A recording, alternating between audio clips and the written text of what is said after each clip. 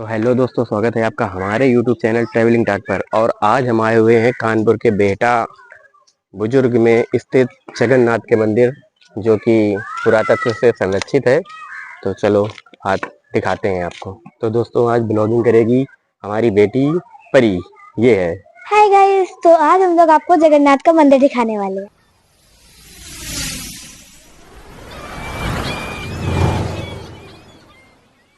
जगन्नाथ का मंदिर, यहाँ पे प्राचीन मूर्तियां स्थित हैं। आप वहाँ पे लिखा हुआ है, तो चलिए चलते हैं। दोस्तों, अगर आप इस मंदिर में आना चाहते हैं तो यहाँ आने के लिए आपको आना पड़ेगा घाटमपुर। और घाटमपुर से आप यहाँ पे आ सकते हैं। गांव का नाम है बेहटा बुजुर्ग। या तो आप अतारा के धर्मपुर बम्बा से आप अपने पर्सनल साधन से या कि कोई बुक करके आ सकते हैं, क्योंकि उधर से सवारी नहीं चलती हैं। और आपको घाटमपुर से ज़्यादा सीधा पड़ेगा। और घाटमपुर आप कानपुर में कहीं से भी आ सकते हैं। तो मंदिर के प्रवेश द्वार से लगा हुआ ही सीधे हाथ पे स्थित एक शिवाला है, जो कि शंकर जी की मूर्ति। आपको दर्शन कराते हैं इस प्रांगण में स्थित शिवलिंग के। तो आप दर्शन करिए और कमेंट में हर हर महादेव अवश्य लिखिए।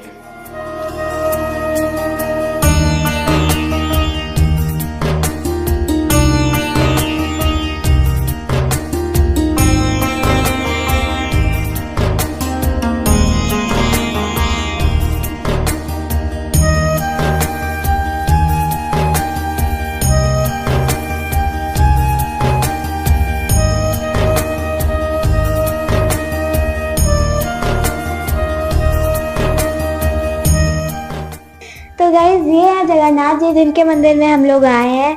तो देखिए कितने अच्छे लग रहे हैं। अगर आपको ये वीडियो अच्छी लगे, like share subscribe and share जरूर कीजिएगा। और कमेंट में जय जगन्नाथ जी जरूर लिखिएगा। बेल आइकन को भी प्रेस कर दीजिएगा। तो कुछ मूर्तियां दोस्तों आप देख सकते हैं। ये काफ़ी प्राचीन मूर्तियां हैं जो कि यहाँ पे रखी हुई हैं।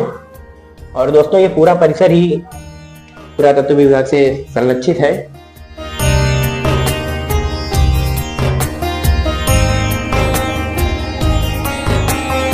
दोस्तों, हमारे साथ मौजूद हैं इस मंदिर के महंत जी। तो चलो कुछ जानकारी इस मंदिर के विषय में लेते हैं। नमस्कार पंडित जी। नमस्कार पंडित जी, सबसे पहले आप अपना परिचय दे दीजिए। हमारा नाम केपी शुक्ला है। अच्छा पंडित जी। तो पंडित जी, ये जो जगन्नाथ जी का मंदिर है, तो इसके विषय में पंडित जी थोड़ा सा आप प्रकाश बताएंगे। ये बहुत युगों पुराना मंदिर है। पहले यहाँ की जो सबसे मुख्य विशेषता है, ये जो छत में लगा हुआ मानसून पत्थर है, कार्नर में लगा हुआ।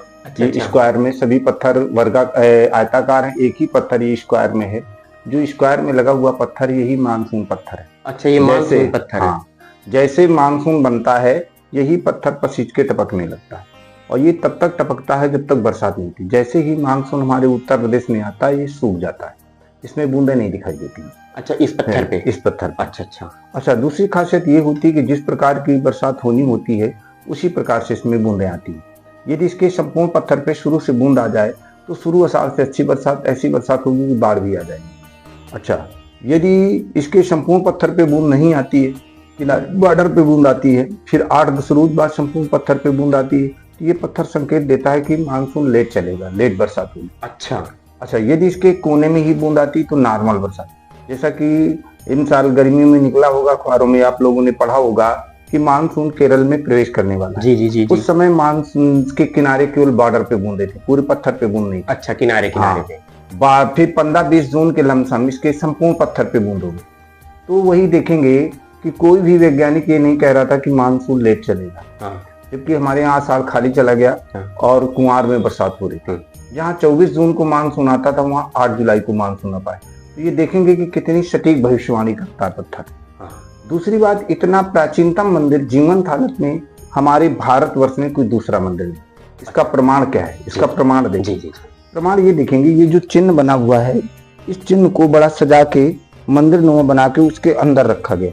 आप लोगों ने इतिहास में पढ़ा होगा सिंधु घाटी सभ्यता। सिंधु घाटी सभ्यता काल के लोग प्रत्येक चिन्हों की पूजा करते थे।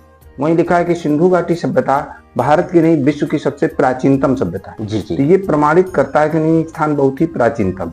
दूसरा प्राचीनता का उदाहरण देखेंगे, ये जो मूर्ति है, इस मूर्ति को जो इतिहास के विशेष जानकार हैं देखते ही बता देंगे कि ये मूर्ति बहुत ही प्राचीनतम और दुर्लभ। जी इधर ये सर्प हैं, ये पशु हैं, ये पशुपतिनाथ है, ये इनकी सींग है, इधर का सींग खिल गया, टूट गया। पशुपतिनाथ के ऊपर भगवान विष्णु विराजमान है। पहली बात तो पशुपतिनाथ की मूर्ति ही पूरे भारतवर्ष में देखने को नहीं मिलेगी। जी। दूसरी बात, यदि आप ये हड़प्पा सभ्यता पढ़ेंगे तो किताबों में, इतिहास में आपको इतनी फोटो मिलेगी, सेम टू सेम यही फोटो मिलेगी। हड़प्पा और सिंधु घाटी सभ्यता काल का कोई भी स्थान आपको जीवंत नहीं मिलेगा, क्योंकि जितने भी स्थान मिले खुदाई से खंड है, चाहे वो लोथल हो, रोपड़ हो, कालीबंगा, हड़प्पा, मोहनजोदड़ो और बहुत से स्थान है, सभी खुदाई से खंड है।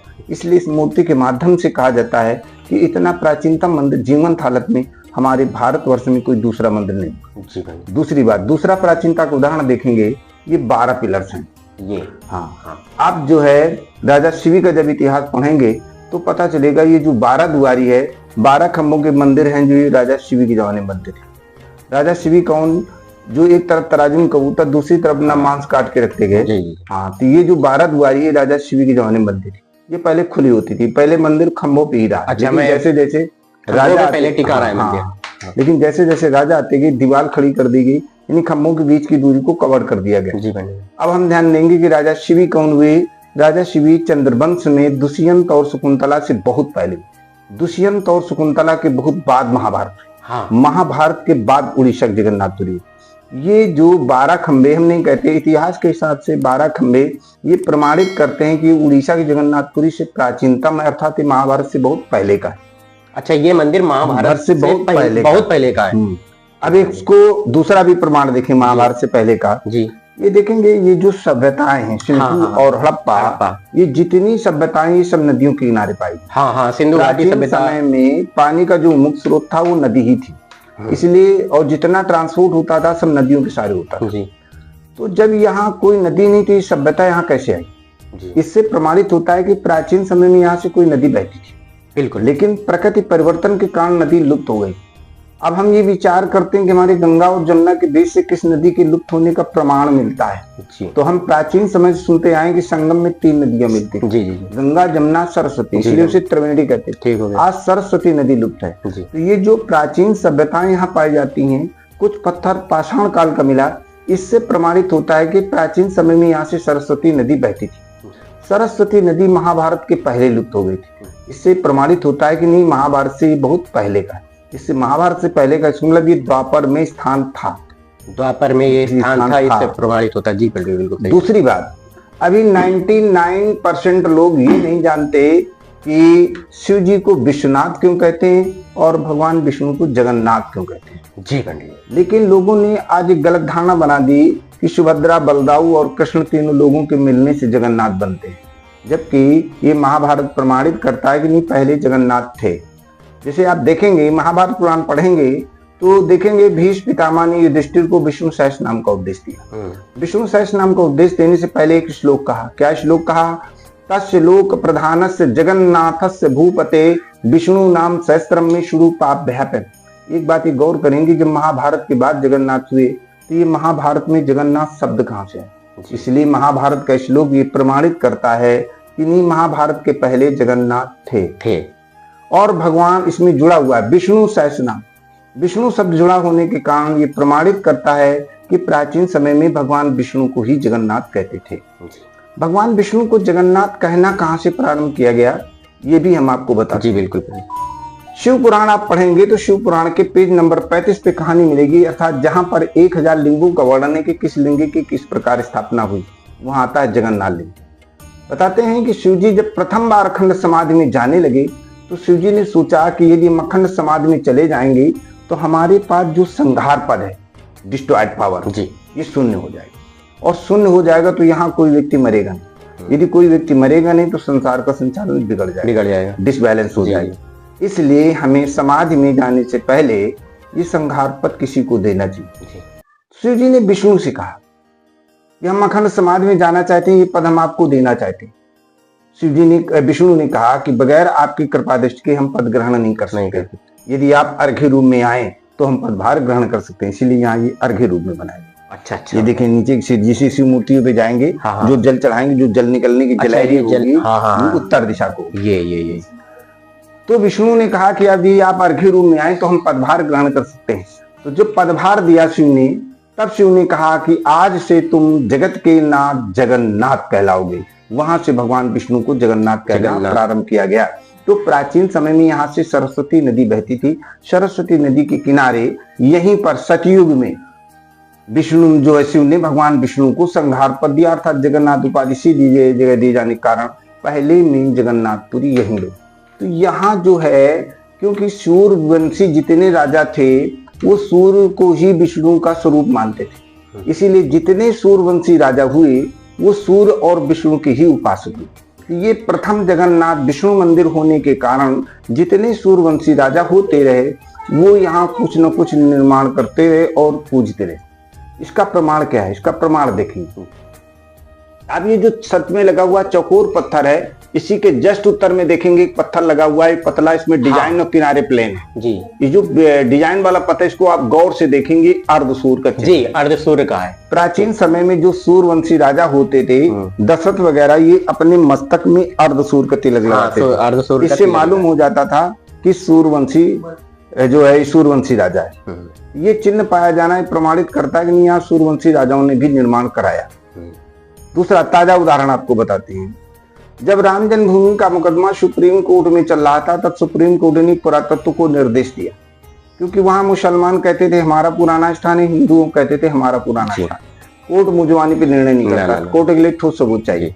इसीलिए सुप्रीम कोर्ट ने पुरातत्व को निर्देश दिया कि पुरातत्व ये पता लगाए क्या राम जन्मभूमि में कुछ पुरातात्विक अवशेष पाए जाते हैं। तब पुरातत्व ने राम जन्मभूमि में खुदाई कराई।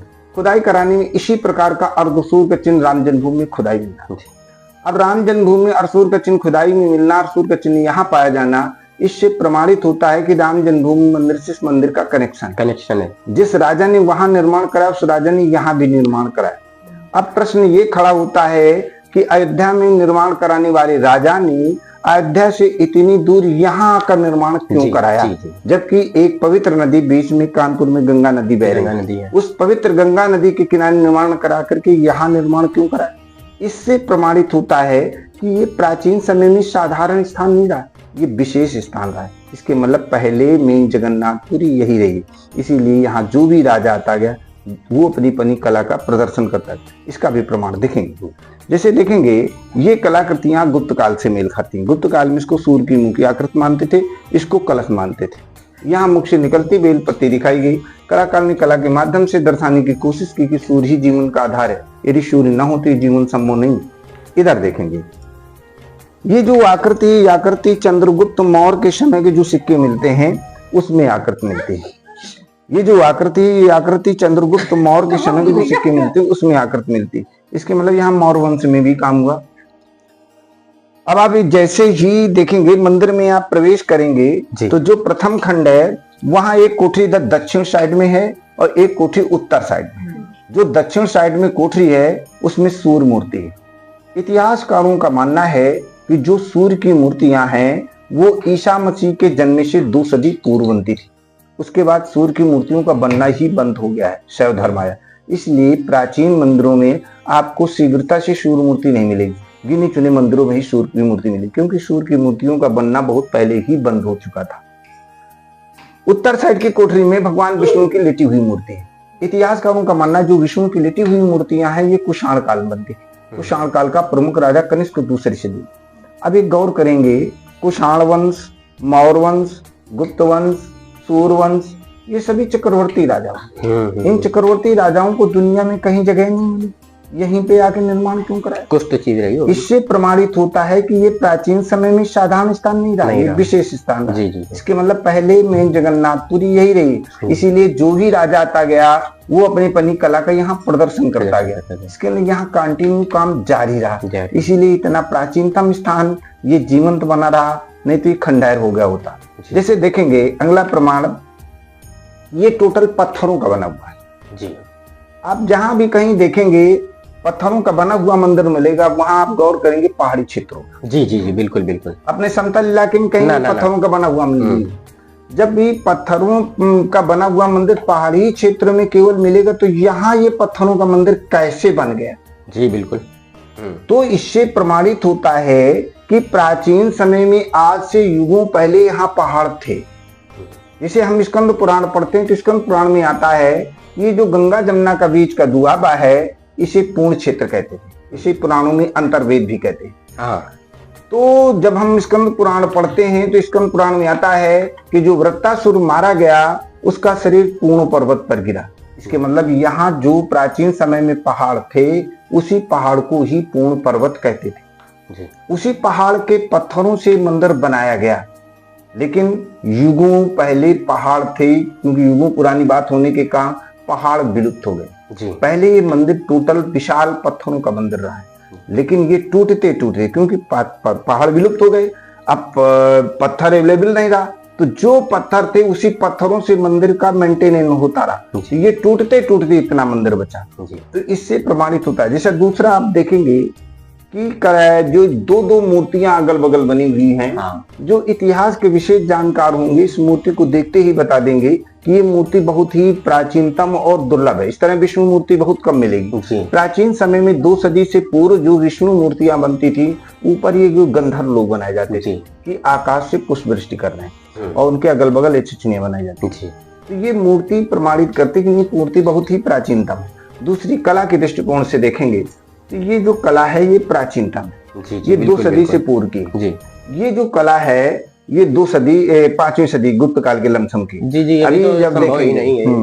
अब ये देखेंगे जैसे राम दरबार अभी सजाया गया, वहां भी भगवान राम के दशावतार, भगवान विष्णु के दशावतार का वर्णन किया गया, बनाया गया है उनका। यहाँ ये भगवान के दशावतार का वर्णन है। ये नर नारायण अवतार, बराह अवतार, मत्स्य अवतार, वामन अवतार, रामचंद्र जी का अवतार, नारद मुनि का अवतार, इधर घोड़े में सवार कलयुग में कल के अवतार, बलराम जी का, परशुराम का, इधर नरसिंह, इधर कच्छप अवतार, ये भगवान के दशावतार का वर्णन किया गया है। तो ये कला जो है 2 सदी से पूर्व की, ये 5वीं सदी गुप्त काल की लमसम की है। तो यहाँ हुआ क्या, आपको देखने में लगता है कि एक ही पत्थर पे सदैव उकेरा गया, लेकिन ऐसा नहीं। लेकिन इसका ये पॉट्स अलग है, ये पॉट्स अलग है, ऊपर का ये पॉट्स अलग है, लेकिन ये मूर्ति प्राचीन है। यहाँ हुआ क्या, कुषाण वंश आया, उसने अपनी कला से इस मंडप को सजाया। फिर मौर्य वंश आया, उसने अपनी कला से इस मंडप को सजाया। मूर्ति वही बनी रही। गुप्त काल आया तो गुप्त काल को कला का स्वर्ण काल कहा गया है। गुप्त काल में कला और जब चरम सीमा पर पहुंची तो गुप्त काल में इस मंडप को और कला से सुसज्जित किया गया। इससे प्रमाणित होता है कि यहाँ जो राजा आता गया वो अपनी अपनी कला का यहाँ प्रदर्शन करता गया। इसके मतलब ये प्रमाणित होता है कि यहाँ जो है कंटिन्यू काम जारी रहा, इसीलिए इतना प्राचीनतम स्थानीय जीवंत बना रहा, नहीं तो ये भी खंडहर हो गया होता, ये भी खुदाई से। अच्छा पंडित जी, एक चीज थोड़ा सा कि ये मतलब मूर्ति अलग है और ये जो नक्काशी मतलब मूर्तियां ये जो बनी ये चीज अलग है। हाँ जी अलग। इसमें मतलब जो राजा आए हैं इस पे अपना प्रदर्शन, अपनी कला इस पे दिखवाया ये, और ये मूर्ति वही मूर्ति प्राचीन। जी जी जी। अब इस मूर्ति के बारे में एक बार एक पुरातत्व के जनरल डायरेक्टर ने एक अखबार में लेख निकाला था। उसका मतलब कहना था कि ये पहले यहाँ जंगल था। अच्छा। इस जंगल में आदिवासी कोलभिल लोग रहते थे। अच्छा। इस जंगल का एक ऐसा प्रभाव था कि जो भी व्यक्ति यहाँ आता था वो मूर्छित हो जाता था। अच्छा। तो कोलभिल लोग क्या करते थे, नीम का तस्सा सर पे रखते थे, उसकी मूर्छा ठीक हो जाती थी। अच्छा। राजा किसी कारणवश जो है राजा शिवी इस जंगल में आ गए। राजा शिवी भी मूर्छित हो गए। कोलभिल्लों ने वही प्रक्रिया की, नीम का तस्सा उनके सर पे रखा, उनकी मूर्छा ठीक हो गई। राजा ने पूछा कि मैं यहाँ मूर्छित कैसे हो गया। कोलभिल्लों ने बताया आप ही नहीं, जो भी व्यक्ति आता है इस जंगल में वो मूर्छित हो जाता है। राजा ने पूछा कि इसका ये क्या कारण, यहाँ सभी लोग मूर्छित क्यों हो जाते हैं। एक बुजुर्ग ने बताया हमको सपना हुआ था कि कोई जो है इस जंगल को कटवावे, यहाँ एक मूर्ति मिलेगी, उस मूर्ति का कोई जो मंदिर बनवा दे तो लोगों की मूर्छा आना ही मनोकामनाएं सिद्ध होने लगी। अच्छा। कहते हैं राजा शिवी अपने राज्य गए, वहां से सेना लेके आए और इस जो जंगल को कटवाया, जंगल कटवा के मंदिर का निर्माण कराया। तो एक जनरल डायरेक्टर लेख लिखा था इसमें बताए। लेकिन ये है कि यहाँ की जो भौगोलिक स्थिति का जो हम अध्ययन करते हैं इससे पता चलता है कि नहीं, ये मंदिर बहुत ही प्राचीनतम है और हमारे देश की बड़ी अमूल धरोहर है। जी जी। तो पंडित जी ये इनके भी सेम थोड़ा, मूर्तियों की स्थापना 2 प्रकार की होती है, एक चल एक अचल। ये दो ये अचल पे हैं, ये चल पे हैं। ये भगवान विष्णु की 2 भुजी मूर्ति, ये चतुर्भुजी मूर्ति। अच्छा। ये शंख चक्र गदा पद्म, तो ये जो है जब रथ यात्रा होती है तो ये मूर्ति पूरे गांव में। अच्छा, पहले जब रथ यात्रा होती है तो ये वाले जगन्नाथ जी उस पे रथ में पूरे गांव का भ्रमण कराया जाता है, और ये मूर्ति अचल है, ये यहीं पे स्थित रहती है। जी। तो जैसा कि आपको पंडित जी ने बताया कि और पुराणों में काफी प्राचीन किस पे उसमें लिखा है स्कंद पुराण में कि यहाँ पे पहले सरस्वती नदी निकलती थी, ऐसे तो है पंडित जी। यहाँ पे पहले सरस्वती नदी निकलती थी, और ये मंदिर जगन्नाथ का जो उड़ीसा में पुरी में जगन्नाथ मंदिर है उससे भी प्राचीन है।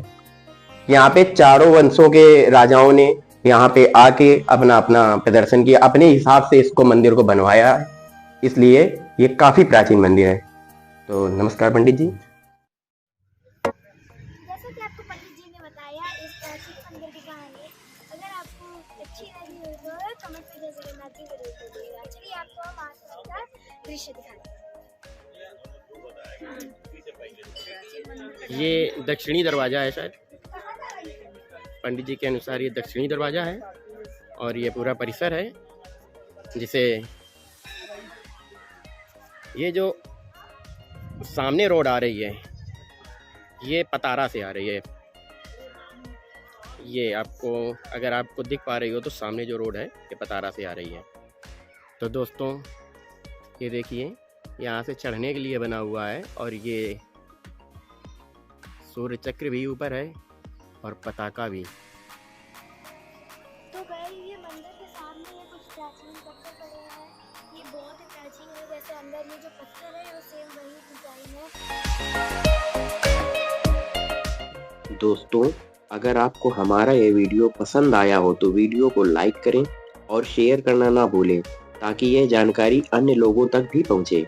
और ऐसे ही वीडियो देखने के लिए हमारे चैनल ट्रैवलिंग टॉक को सब्सक्राइब करें। धन्यवाद।